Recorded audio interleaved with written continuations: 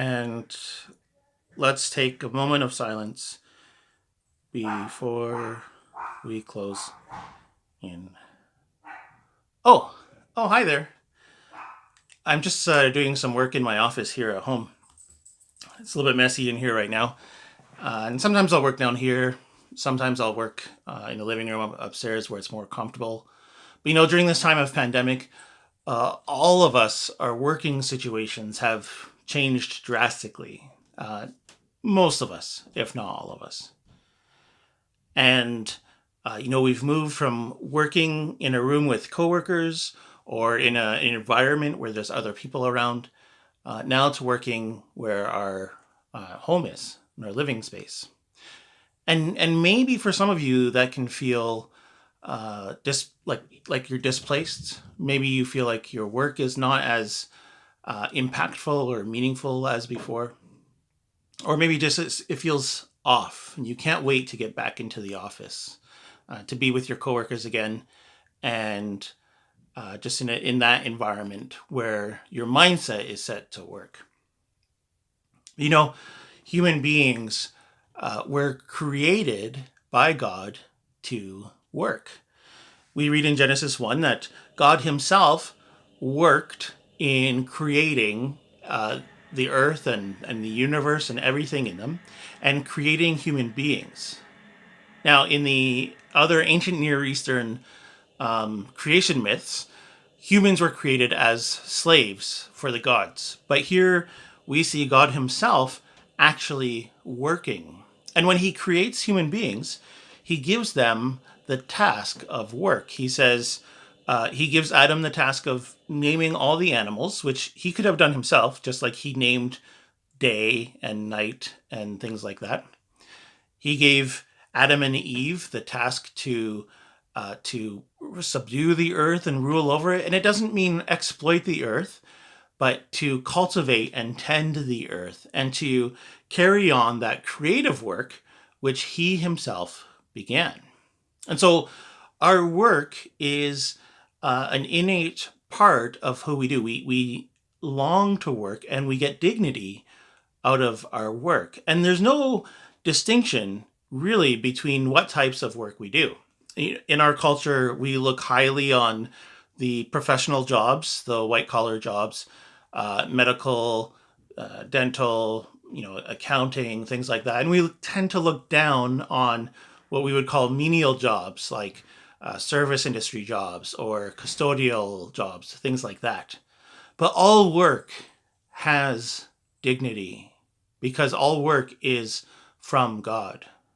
And you notice that God tells them to work even before the fall happens. And so one day, I believe, in the new creation, we'll be once again working, but it'll be even more of a joy for us because it won't be marred by sin like our work here now is.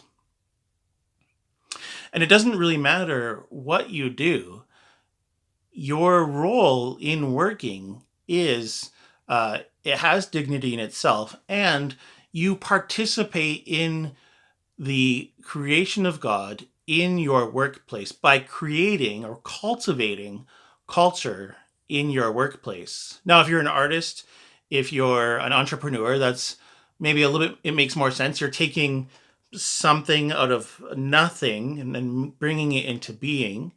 But if you're a teacher, if you're a doctor, even if you're an accountant, it might seem like you're not adding to anything, but actually you're doing similar to work that God did in the sense that you're bringing order to your workplace. You're filling young minds with information and knowledge. You're bringing healing to a body that's broken, or healing to a community or system that's broken. You're bringing order to a neighborhood or to a computer process. And that is God's work. He brought order out of chaos in Genesis. And so, whatever you do, it has meaning and dignity. And as a believer, as someone who is submitted to God, as you work to cultivate your work environment, you can bring it more into the kingdom of God. in line with the kingdom of God, I mean. So what I mean is, let's say you work in an office with other accountants or other like IT people, for example, or computer science people.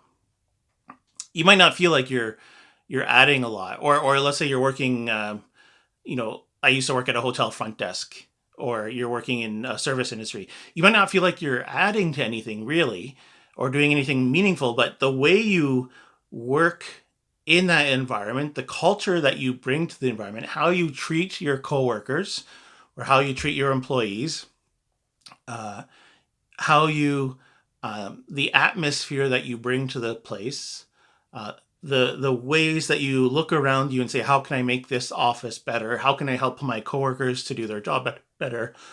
Things like that. Again, you're doing the work of bringing the kingdom and the order and creative work that God put into us and commanded us to do. You're bringing it into your workplace. And it is a little bit different right now. We are more separated. We are working from home, but what you still do has meaning and dignity. And of course, I remember what Jesus said. He was healing on the Sabbath one day, and the religious leaders were like, "Ooh, he's breaking the Sabbath by healing," even though like no one could do that really, besides Jesus. And Jesus says this. He says, in his defense, my father, where do I have this? My father, it's in John chapter 5. My father is working until now, and I too am working. And those are both present tense verbs. My father is working until now, and I too am working. And so even now, Jesus is working in the world. And when we work our jobs, and when we're intentional about the culture that we're creating there, the environment that we're creating there, when we're intentional about bringing order and bringing productivity or bringing beauty to those places, we are joining Jesus in the work that he is doing in the world. And because Jesus's work is to restore and redeem all things, which means bringing healing, bringing order, and bringing health to them. So, I don't know how work is going for you. Maybe feeling overwhelmed, maybe feeling underwhelmed if there's not as much work or you're not working at all right now. But work is good and has dignity regardless of what your work you're doing, unless of course it's like intentionally exploitative or intentionally say sinful, for example. Thinking of like I don't want to give any examples, but uh, working is good. The other thing I wanted to mention though is, and we know this too, this maybe is harder, is on the seventh day God rested from his work. Now, he didn't need to work in the beginning, although he did, and he didn't need to rest, although he did. And so it's also good for us to take time of rest and holding these two things in balance, working more and then having appropriate times of rest.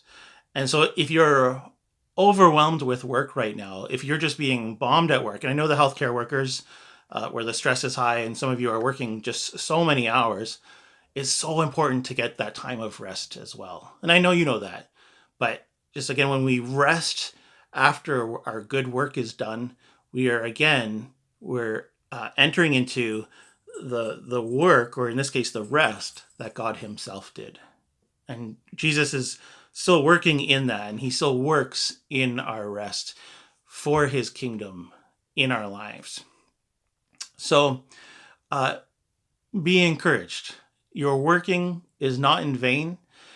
And even though you might think of it just as putting money on the table or putting food on the table, or money in the bank, actually your work connects with God's work, and you can intentionally create and cultivate the environment to bring the kingdom more and more into where you work. And Jesus is actually doing that in you and through you and along with you.